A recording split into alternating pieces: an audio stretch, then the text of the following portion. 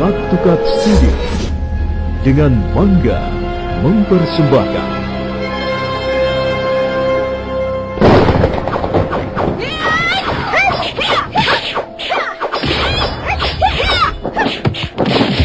Ayo, Puspitasari, kita buktikan siapa yang lebih unggul. Tidak, aku tidak bisa. Lupakan bahwa aku adalah adikmu sendiri. Ayo, kita bertarung sampai mati.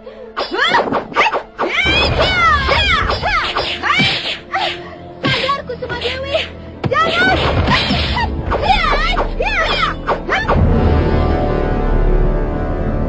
Pelangi di atas Gelagah Wangi. Pelangi di atas Gelagah Wangi.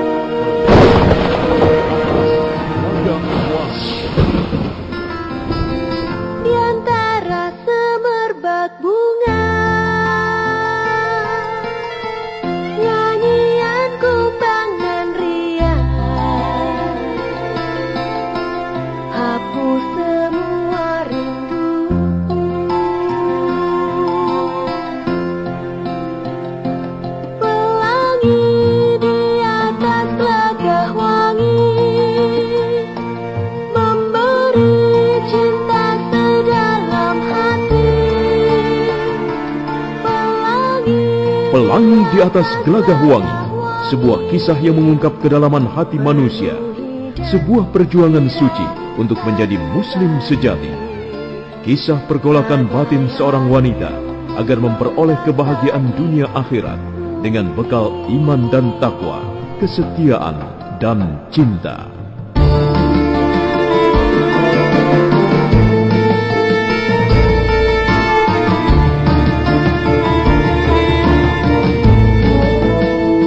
Jeroning segara iso dititeni, jeroning ati sapa sing ngerteni. Jangan ragu-ragu Puspitasari. Ucapkan. Ayo ucapkan. Kami semua akan menjadi saksi. Baik, Kakak.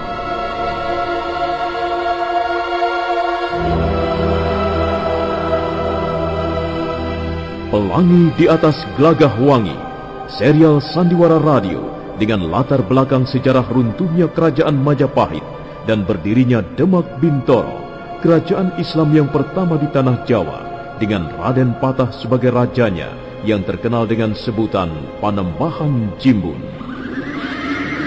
Ayo prajurit Demak, kita perangi jalan kebenaran. Kita tumpas Kangkara Murkaan. Kita hancurkan Majapahit. Serbu!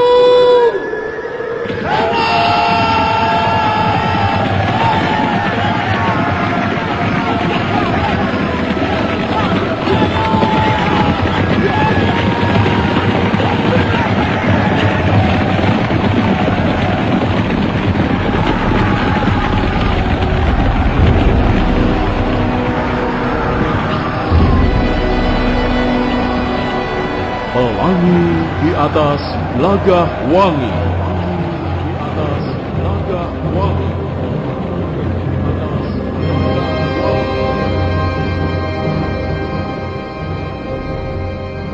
Pelangi di atas Gelagah Wangi. Naskah karya S. Tijab. Teknik dan montase Kipot, Jus, dan Indra Mahendra. Dengan sutradara Haryoko.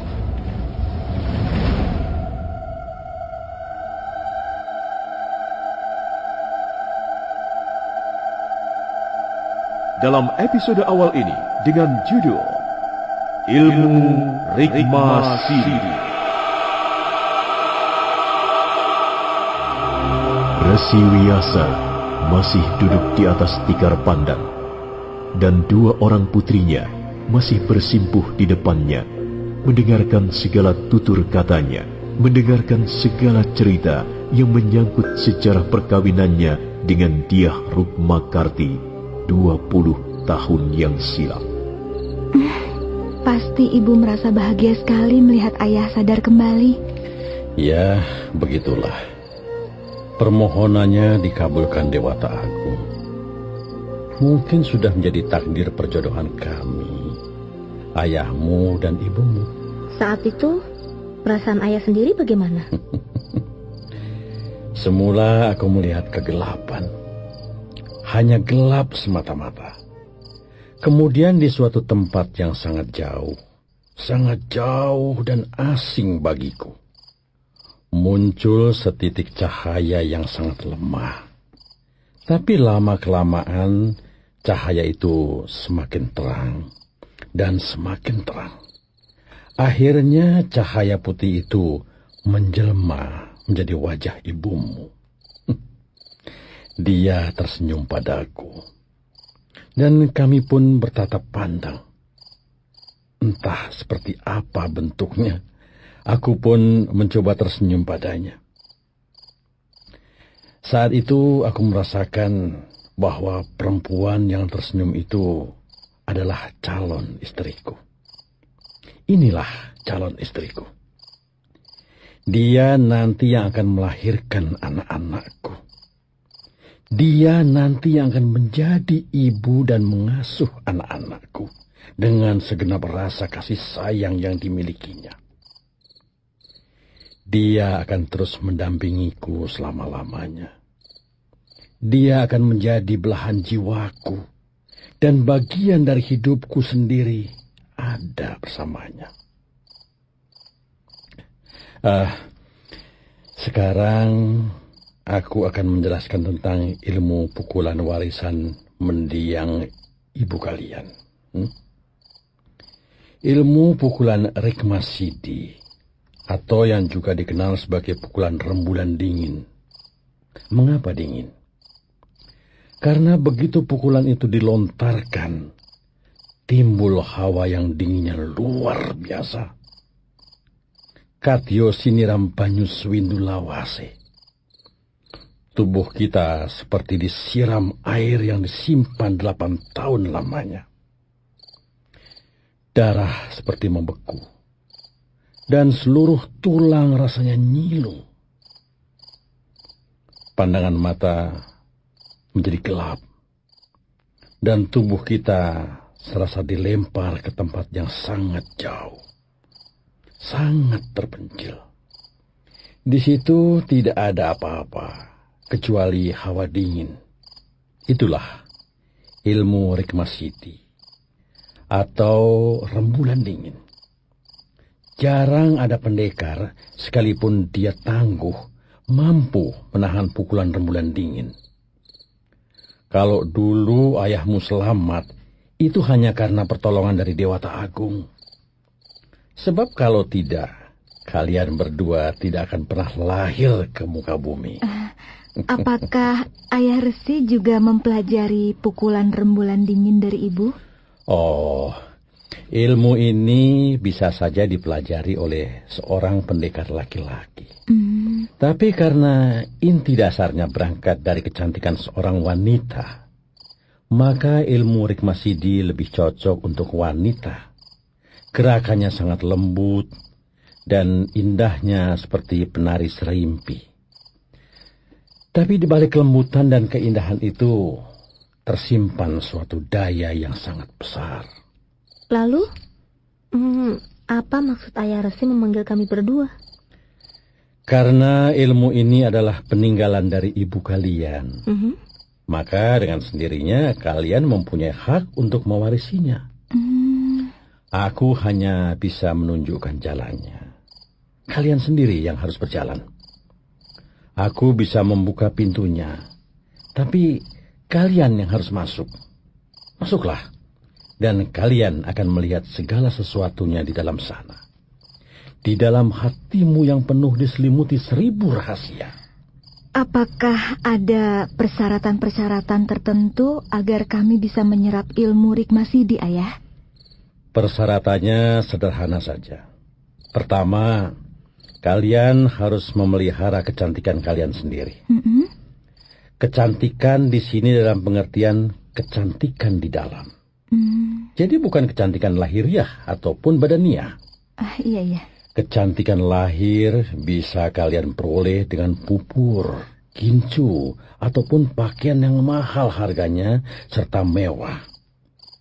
Kalian juga bisa mengenakan perhiasan-perhiasan yang serba gemerlapan. Kalian bisa melempar senyuman ke sana kemari pada setiap orang.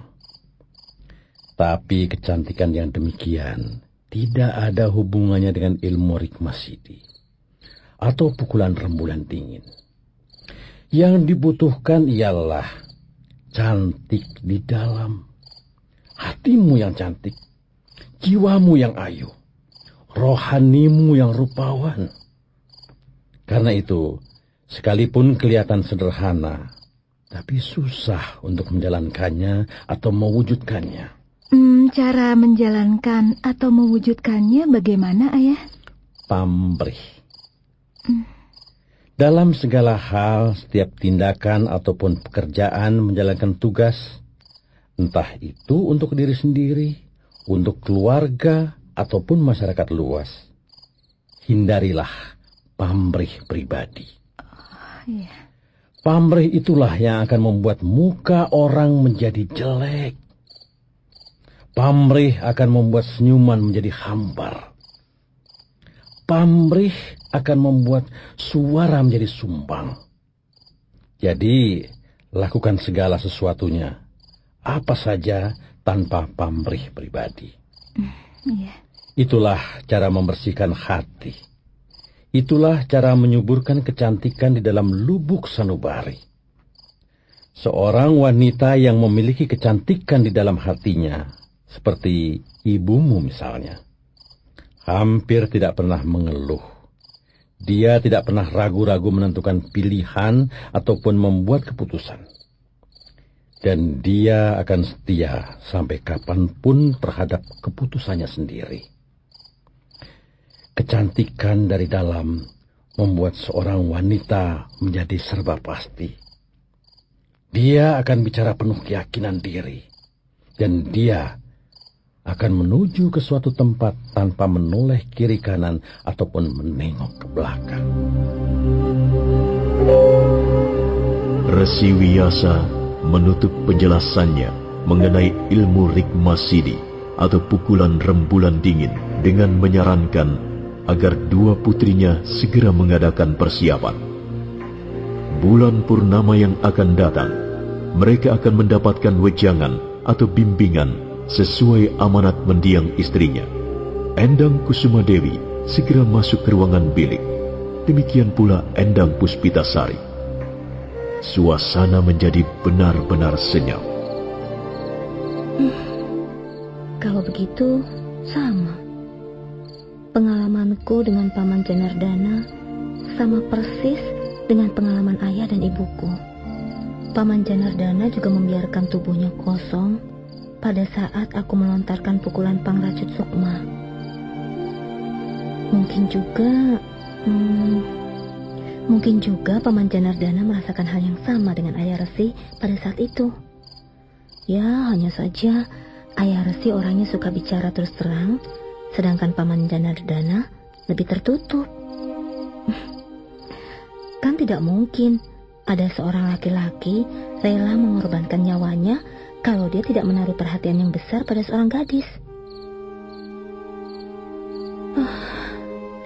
Paman Janardana, kira-kira sedang apa ya dia sekarang? Mungkin sudah tidur. Tapi mungkin juga dia sedang memikirkan aku. Apa? Tidak mungkin. Ini hanya perasaanku sendiri saja. Pasti Paman Janardana sudah tidur. Atau barangkali dia sedang bercakap-cakap dengan Woro Kembang Sore. Entah apa yang mereka bicarakan. Mungkin juga mereka membicarakan aku.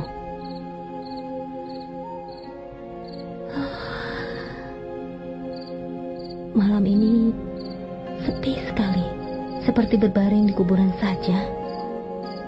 Sepi, dan ada perasaan tidak enak di sini, di ulu hatiku. Sampai jauh malam, Endang Kusumadewi tidak mampu terlelap sekejap pun. Pikirannya terus mengembara bersama Empu Janardana yang tampan, yang sekarang sangat dirindukannya.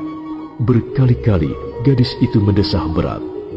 Dia lalu berdiri, melangkah mondar-mandir di ruangan biliknya, berbaring lagi, bangun, dan berdiri lagi.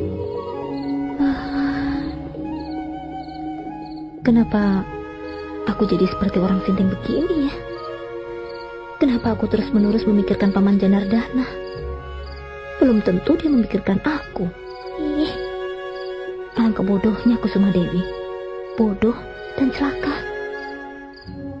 Duh, sungguh-sungguh menyebalkan. Aku benci pada diriku sendiri. Aku kesal. Tapi pada siapa harus kulampiaskan rasa kesalku ini? Kalau memang aku sedang jatuh cinta, aku menyesal sekali. Rupanya orang jatuh cinta itu rasanya tidak enak, pahit, seperti buah-buahan di hutan yang tidak pernah dimakan orang. Rupanya sudah hampir pagi lagi. Rasanya sumpek sekali. Rasanya aku seperti dikubur hidup-hidup. Sumpek, pengap, dan dadaku terasa hampa. Mengapa aku jadi begini? Kenapa aku tidak bisa melupakan Paman Janardana sekejap pun? Wajahnya selalu terbayang-bayang di pelupuk mataku. Senyumannya, bicaranya, tingkah lakunya, keperkasaannya, kematangan jiwanya, semuanya terus-menerus mengusik aku. Aku tidak tahu lagi mau apa sekarang ini. Lebih baik sekarang aku keluar dari ruangan bilik saja.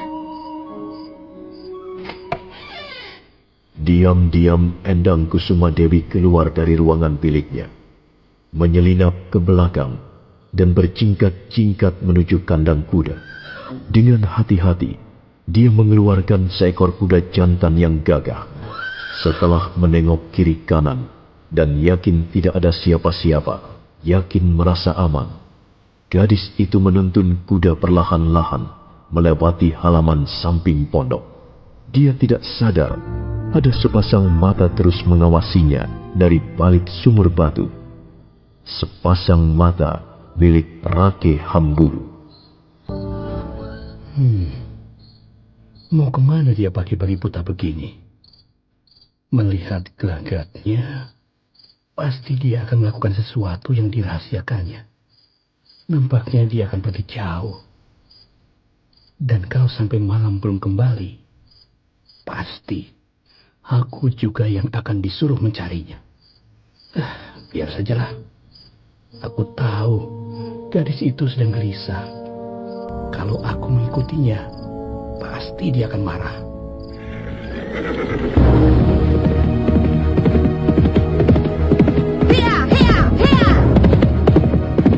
Endang Kusumadewi mengendarai kudanya seperti dikejar setan. Dia terus menggebrak dan menggebrak sehingga binatang itu lari sekencang-kencangnya.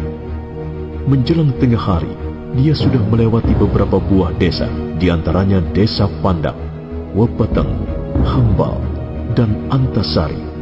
Di ujung Antasari, di sebuah persimpangan jalan, dia mengambil arah ke kiri menuju Antahpura.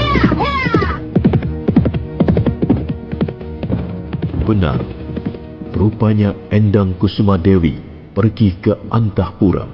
Malam mulai turun perlahan-lahan ketika gadis itu tiba di padepokan Antahpura, di mana Empu Janardana tinggal bersama para cantriknya. Dia tidak langsung melewati pintu gapura depan. Tidak, dia tidak mungkin berani melakukannya. Gadis itu dengan hati-hati menuntun kudanya mengendap ke samping padepokan. Dia berhenti di bawah pohon rindang dan bersembunyi di balik tanaman perdu yang tumbuh di sekitar tempat itu. Dan dia menunggu di sana beberapa saat lamanya. Nampak beberapa orang cantrik mondar-mandir di halaman dengan tugas pekerjaannya masing-masing. Jangan gaduh. Jangan merenggik-renggik terus. Tutup mulutmu. Diam di situ. Aku tidak melihat Paman Janardana. Kembang sore juga tidak kelihatan. Hanya para cantrik mondar-mandir di halaman. Bagaimana kalau aku nekat masuk lewat depan pintu gapura dan langsung menemui dia? Apa itu mungkin? Rasa-rasanya tidak mungkin. Memalukan sekali. Aku ini kan seorang gadis, tapi keluyuran ke tempat laki-laki. Bukankah itu pekerjaan yang sangat menjijikkan? Tidak, aku tidak akan melakukannya. Lebih baik aku di sini saja. Aku akan menunggu di sini sampai Paman Janardana keluar dari pondoknya. Aku sudah cukup senang kalau bisa melihatnya walaupun dari jarak yang cukup jauh. Tidak, kurasa ini tidak terlalu jauh. Pasti aku bisa menatap wajahnya dengan jelas dari tempat ini. Endang Kusumadewi duduk di akar pohon dan menunggu sampai beberapa saat lamanya. Suatu saat dia kembali mendesah dan matanya terus mengawasi pintu samping pondok. Tapi orang yang ditunggunya belum juga keluar. Dia menjadi kesal, tapi dia tidak bisa berbuat apa-apa selain duduk dan menunggu. Angin malam bercampur kabut, semilir meniup rambutnya. Tiba-tiba gadis itu tersentak. Itu dia. Tapi bukan Paman Janardana, hanya seorang cantrik. Kenapa dia belum juga keluar dari pondoknya ya? Apa saja yang dilakukan di dalam sana? Atau jangan-jangan dia tidak ada di pondoknya? Jangan-jangan dia pergi. Percuma saja aku menunggu di sini. Tapi aku kan sudah berkuda terlalu jauh. Aku tidak ingin perjalananku sia-sia. Aku hanya ingin melihat sebentar saja, sekejap saja. Ya, supaya rasa kangenku terobati sedikit. Tapi kenapa dia belum muncul juga ya? Apakah dia tidak tahu bahwa di tempat ini, di balik tanaman perdu ini, dalam suasana seperti ini, hanya terdengar serangga malam bernyanyi tanpa seorang pun teman, kecuali seekor kuda. Ada seorang gadis sangat merindukannya. Nah, saudara pendengar, demikianlah seri ke-20 Sandiwara Radio Pelangi di Atas Gelagah Wangi. Kali ini didukung oleh para pemain: Wit Hendra sebagai Resi Wiyasa, Ajeng sebagai Endang Puspitasari, Ai sebagai Endang Kusumadewi, Herman Wijaya sebagai Rake Hambulu, dan Asdi Suhastra pembawa cerita. Di antara semerbak bunga, nyanyian kumbang dan riang. Bagaimana kisah selanjutnya? Silakan mengikuti seri berikutnya di radio kesayangan Anda ini. Sampai jumpa.